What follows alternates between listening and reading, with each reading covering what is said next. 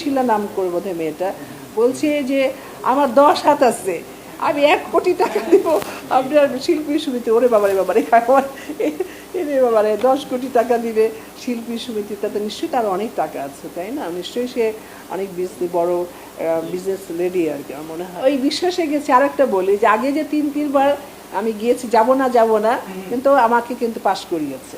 প্রথম জায়েদ খানের সময়, তার পরবর্তীতে ওকে পাশ করিয়েছে। আমার সেই সম্মানটা কিন্তু রেখেছে।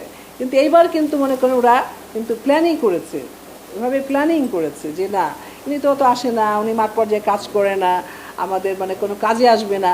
আমি একটা আপনার কী বলে গণমাধ্যমের মধ্যে আপনার দেখলাম, ফেসবুকে দেখলাম, কি যেন শিলা নাম করে বোধহয় মেয়েটা বলছে যে আমার 10 হাত আছে, আমি 1 কোটি টাকা দিব আপনার শিল্পী সমিতি। ওরে বাবারে বাবারে এরে বাবারে 10 কোটি টাকা দিবে শিল্পী সমিতি, তাতে নিশ্চয়ই তার অনেক টাকা আছে, তাই না? নিশ্চয়ই সে অনেক বড় বিজনেস লেডি আর কি আমার মনে হয় আর কি। হ্যাঁ, ওইটা না, আমি কোনো রকম বড় সড়ো বিজনেস টিজনেস করি না, আমি ডাল ভাত খাই, আছি আরামে আছি আল্লাহর রহমতে, আল্লাহর মেহেরবানিতে, আপনাদের দোয়ায় আমি মানে খুব ভালো আছি ইনশাআল্লাহ। দিনে আসছে, তাছাড়া তো নাই, তারাই ভোট দিয়েছে তো, ইলেকশনের দিনে তো আসছে, যদি ইলেকশন হচ্ছে ওদিনই এসছে তো। জয় চৌধুরী তো আমার সাথে কথা হয়েছে, জয় চৌধুরী আমাকে আশ্বস্ত করেছে, জয় চৌধুরী আমাকে নিয়েছে রিকোয়েস্ট করে, মানে হাতে ধরে, মানে ভাই সেজে বোন সেজে। তা সেইখানে তো আমি তো জয় চৌধুরী ছাড়া কাকে বলবো, কাকে বলতে পারি?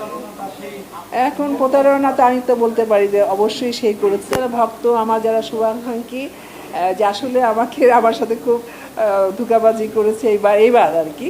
তো প্রতিবারই কিন্তু আমাকে রিকোয়েস্ট করে নিত, কিন্তু আমাকে সেই সম্মানটা ওরা দেখিয়েছিল, কিন্তু এবার সেই সম্মানটা আমাকে দেখায় নাই, বরঞ্চ আমাকে, আমি বলবো না আমি লজ্জিত হইনি, প্রশ্নই ওঠে না।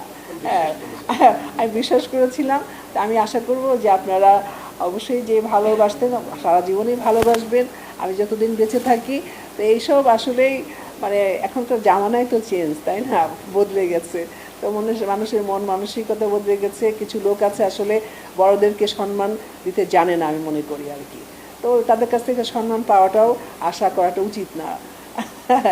এই মনে করে আমি মনে করেন এখানে শেষ করছি আর কি।